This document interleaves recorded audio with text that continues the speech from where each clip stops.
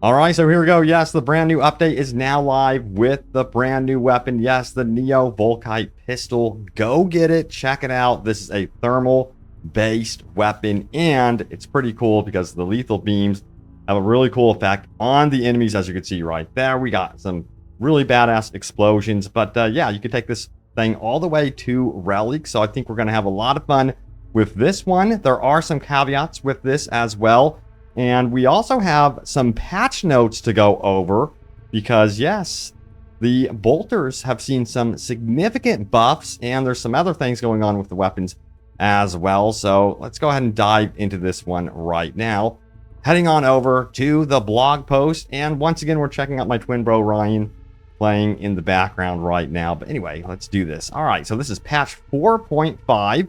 So yes, of course, the Neo Volkite Pistol has been added to the game, but remember, it is only available for the Assault, Vanguard, and Bulwark classes. They don't mention if they're going to be opening that up to other classes down the road, but it says, unlike other weapons, the Neo Volkite Pistol blasts a heat ray onto your enemies, dealing accumulative thermal damage.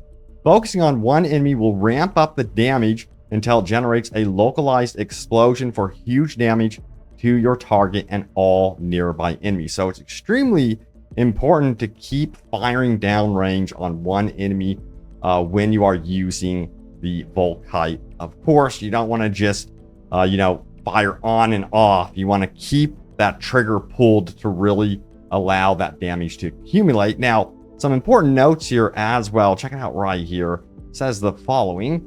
Please note that the Neo Volkite Pistol will only be available in operations mode for now, as we continue to experiment with balancing in PvP.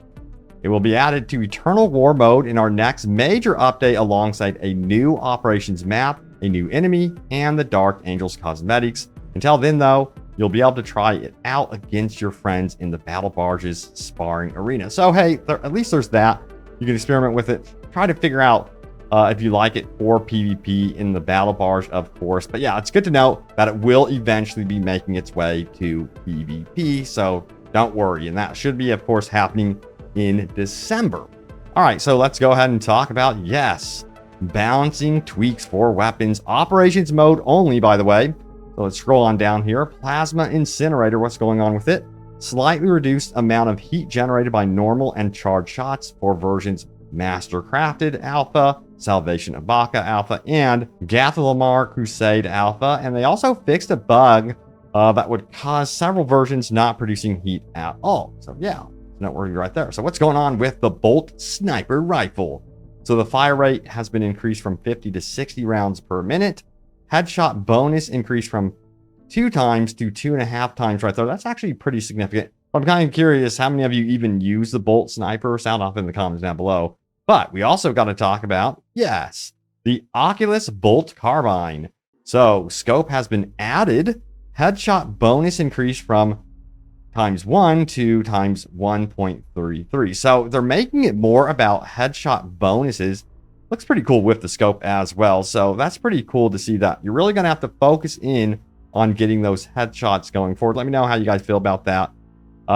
Or if these buffs feel kind of underwhelming so far. I am very curious. All right, next up, we have this one right here. Ooh, check it out. We have the Bolt Carbine SMG. They adjusted the damage fall-off curve. Base damage increased by 50% for the first 10 meters. After that, the damage drops to the original pre-patch value. So yeah, sounds like to me they still want that to be a very up-close and personal weapon for sure. But yeah, that is an SMG. That's, kind of the point of it. All right, what's next? We have, ooh, check this out. The Auto Bolt Rifle. Max ammo increased by 1 magazine for each version. No damage buff on that one, unfortunately, but hey, you know what? I would take a max ammo increase right there. Now, they also did note here some general fixes as well. Fix a bug causing unlocked DLC cosmetic items to get locked again after a restart. That was talked about a ton before this patch, so it seems like that is finally addressed there. Fix a bug causing the sniper perk targeted shot to not work after swapping weapons. They also address a bug causing the sniper invisibility not getting removed after a shot in rare cases. And they also address a bug preventing players from muting the others in PvP, and fix several perks not triggering correctly from enemy kills. And they also address a bug that prevented certain weapon perks from triggering correctly when reaching a specific HP threshold. Hey, tech improvements, crash fixes, and general stability improvements. Let's see if this actually is a thing and it actually pans out to be true. You guys know how it goes. Fixed server disconnects with unstable user connection, general connectivity improvements as well. So we're going to revisit this and see what you guys have to say about this, of course, in the future, because sometimes this stuff doesn't pan out as expected. So I'm crossing my fingers that this time around, finally, they nailed down the server issues and stuff like that. We shall see. So yeah, a pretty cool update. It's not like the biggest, most groundbreaking update whatsoever. It is nice to see a thermal-based weapon being added to the game, and it would be cool to see more of these type weapons being added in as well. Let me know what type of weapons you guys would like to see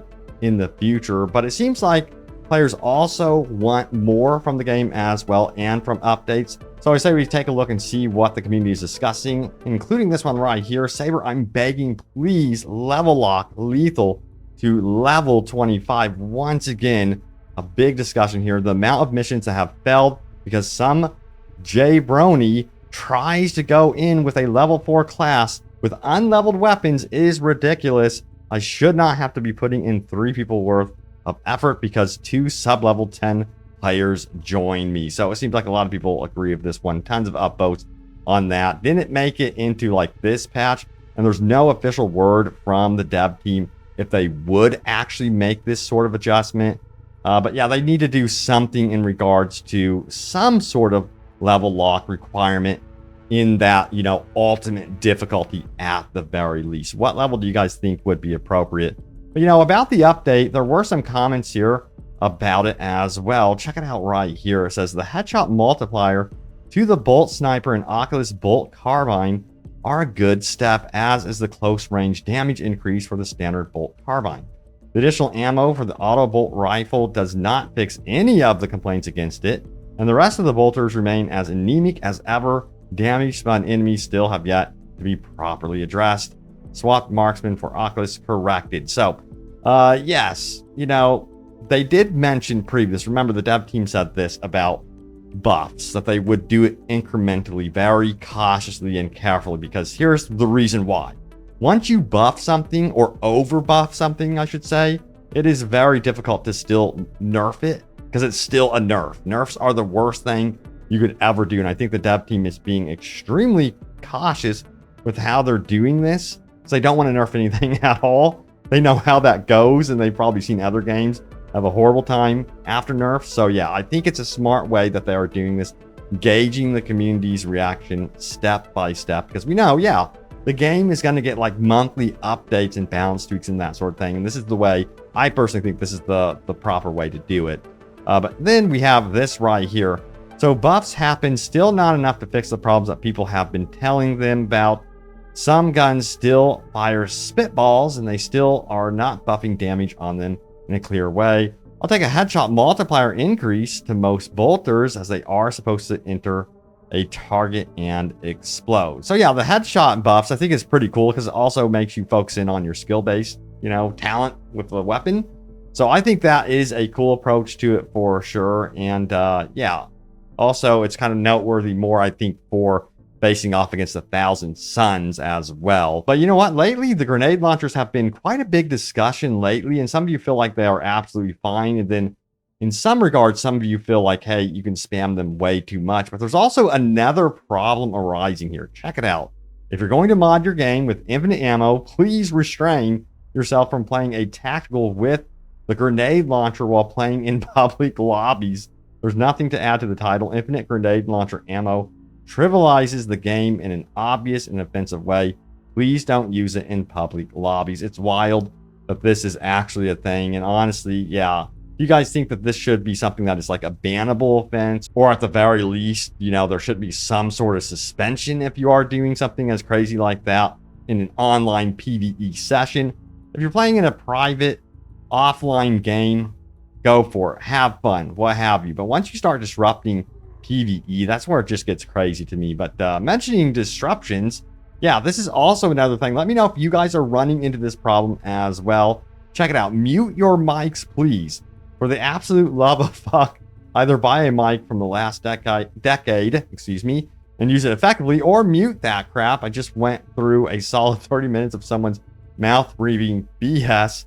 I'm losing my mind. Please, for the Emperor, mute your mics unless you'll be efficient. 1,700 upvotes. I'm thinking that this is actually a thing. You know, I would think that this would be more like pertaining to something like Call of Duty to see it happening here. You know, I'm not surprised, but also I'm wondering, are you guys on PlayStation 5 as well? The PlayStation 5 has a habit with the controller just to have like the microphone automatically on through the controller. And I do wonder if some people don't even realize their mic is on whatsoever. So I'm curious to see if that's also contributing to this as well. Who knows? But as always, I love reading your guys' comments. Don't be afraid to leave a comment down below. So let's go ahead and see what you guys have to say here. So we have this one right here. The matchmaking should be like it only connects you to matches where your class is not already picked. I think the dev team did make some comments about that. And they said it's very difficult to do that sort of thing, but they hope to actually fine-tune that in the future. We'll see if we can work our way to that point, but I imagine that sort of thing takes a lot of time to actually develop. And once you start doing that sort of thing, you don't want to break the matchmaking entirely. But yeah, I feel like there's other solutions to this problem as well. To have it as a problem in itself is just such a bummer, because I do feel like this is one thing that really is holding back the game. I've mentioned it many times, but hopefully it's a thing of the past, like in the next 6 months to a year. All right, so we have this one. If the devs buff bolters, I promise my sons I will return with the milk. Wow. That one's funny. Was not expecting that one. And it says, as to the grenade launcher, we bring the grenade launcher because it maximizes chance of success against lethal difficulty. If bolters weren't garbage, other options would be viable. There you go, you know. Yeah, you do what you gotta do to survive against the horde of Tyranids. It's just the way it is. Also, we have the fact the game exists at all, given what Saber went through with Embracer is a win. I don't care how long it takes to be what was promised. I'm with it 1000%. I love this comment right here, dude. I totally agree. I didn't realize they were under Embracer at that time. And to hear that they even like broke free and survived that is amazing, because Embracer like shut down so many damn studios. They were awful to some really like important studios to the gaming industry. And yeah, I don't even know what Embracer's up to right now, but the more studios that break free from Embracer, the better. And yes, Saber survived. All right, so we have this one. As long as the enemy dies and the mission is completed, I don't care if my teammate uses the grenade launcher. That's a good attitude to have right there as well. And finally, we have, as an assault main, I 100% agree it needs some buff or even a rework for ops. It feels like the class is half of what it feels like in the campaign or PvP. In my opinion, the jump pack should have 3 charges instead of 2, and jump pack dashing should only use half of a charge instead of 1 full one, and the perks could definitely use some rework as well. 125 upvotes. So I really hope we hear about the ultimate assault overhaul patch. That would be something that I think a lot of you guys would be hyped for. So yeah, you know, only time will tell. I know that they've mentioned that they would like to revisit some of these classes down the road. Yes, we are getting brand new classes, but they still, I believe, have some sort of plans to do stuff with the existing current classes. But yeah, there it is. The latest happenings around Space Marine 2. Let me know how you guys are enjoying the brand new Neo Volkite Pistol. Can't wait to try it myself. I'm going to hop on here. My game was updating in the background, but thank you so much for watching, and I will see you all next time. Take care.